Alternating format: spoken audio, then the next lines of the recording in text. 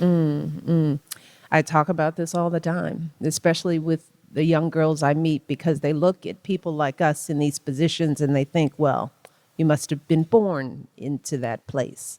Which is the one of the reasons why when I meet with young girls, I don't care where in the world it is, I don't want them to know Michelle Obama, the former first lady. I want them to know Michelle Obama, that girl from the south side of Chicago.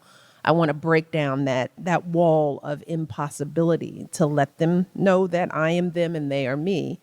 And yes, every other moment I feel self-doubt, because when you and society intentionally does that to women and girls. It starts at a very early age. We question our value, our worth. We question how we look, how we talk, where we're from. There are people with power who want us to stay small. They want us to stay doubtful. And so our cultures reinforce that. So the one thing I want young girls to understand is that those feelings are real. They are not crazy. They are indoctrinated in us all, and we carry them around with us our entire lives. And I don't care how far you go, whether you go to the White House, you are constantly batting away those negative messages of being not enough. And yes, I deal with that too.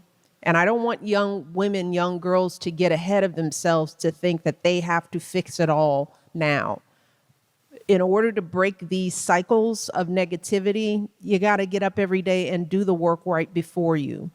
That means getting your education when the opportunity presents itself, and then focusing on that, doing the work, doing your homework, getting to the next stage in life. Because if you take those small steps over time, you build up a lifetime of another story for yourself. No one can do that for you. You have to look over your life. And we as women sometimes feel like we have to have done everything right before we can take credit for the things that we have done. But there is power in what we do every day. And I have to remind myself of that every single moment. But now that I'm older, I can now look back and say, yeah, I am worthy. I have value. But it's not because I'm sitting here. I had that value when I was 3, when I was 5, when I was 7, when I was 12. And for the young girls out there, you have it now. You just have to take the time to realize it and be patient with yourself as you do it, because the